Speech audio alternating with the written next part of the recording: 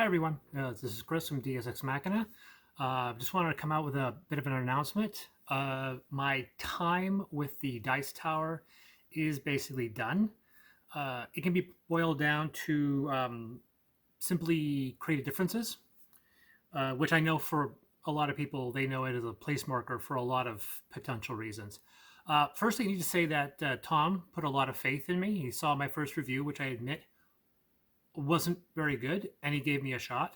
And over the course of 2 years and 30 plus reviews, I was able to flex my creative juices by expressing myself on the channel, which, honestly might have been part of the problem. A lot of people didn't care for my style. It was the most divergent from everything else on the channel. There were a couple of reasons for that. One, I have severe ADHD, and if left to improvise, I would easily just ramble. And on those few times I tried that off the cuff style, like with Master of the Galaxy and Dread Draw, it was received rather poorly because people didn't know I suffered from this condition, so it became necessary just to script my reviews. I'm also not a fan of this. My fiance is the same way. Well, in comparison to her own, she doesn't like being on camera, so I try keeping myself off the screen as much as possible. It wasn't inspired by board game reviews, but more the comedic video game reviews. Zero Punctuation was one. I also enjoyed the work of the anime reviewer Bennett the Sage. However, I was equally drawn to the long form game retrospectives. Like these are videos from the likes of Joseph Anderson and Noel Caldwell Gervais. And these guys dive deep, like feature-length retrospectives on single games where they analyze a video game on the same level as cinema. So I started early committing myself to making what I would dub recently as holistic reviews, where I don't limit myself to a set formula.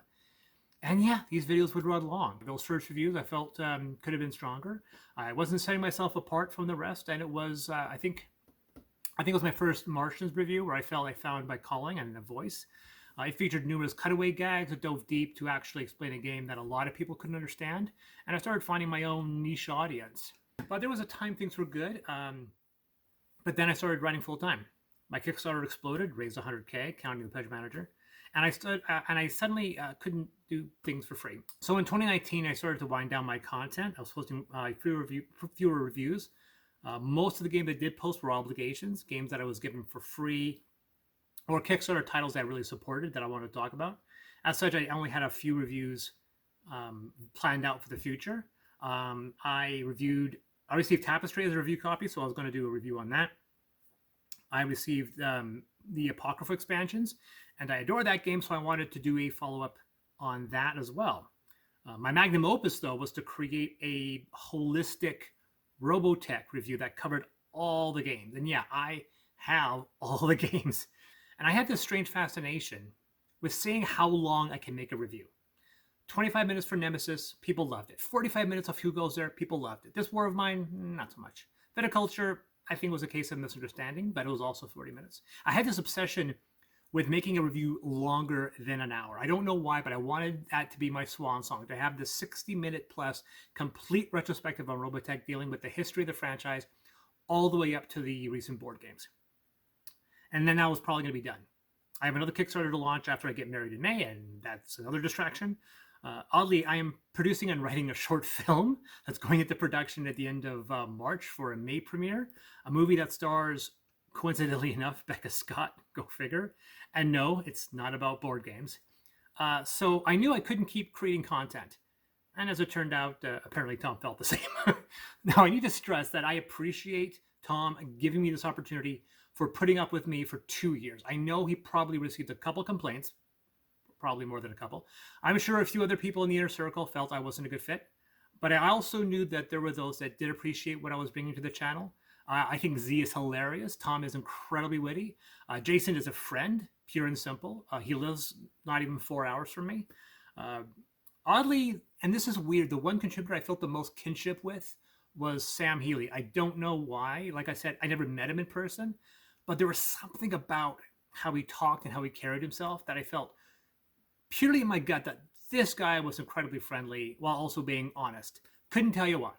He might have hated me, but I felt without any evidence, purely on guts alone, that I thought he probably would like my style. So I say Tom no longer believes my content fits in with the Dice Tower's future, and it's his channel to define the rules as he sees fit. So unfortunately, going forward, my next few reviews will be found on my own channel, Deus Ex Machina, starting with Tapestry and Apocrypha, and eventually to this big Robotech retrospective. Where I go from there will depend on everything else. That may be it, you know. But if people like what I do, you know, maybe we'll see more of it.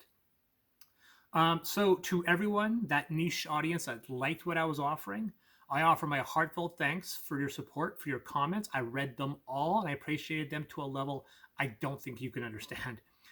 They were literally my only compensation I had, and it was more than enough. The positive comments on these videos, especially Nemesis, thank you so much for those. I really appreciated that. And thanks to the Dice Tower, it was fun. And now I have to get back to work writing role-playing games.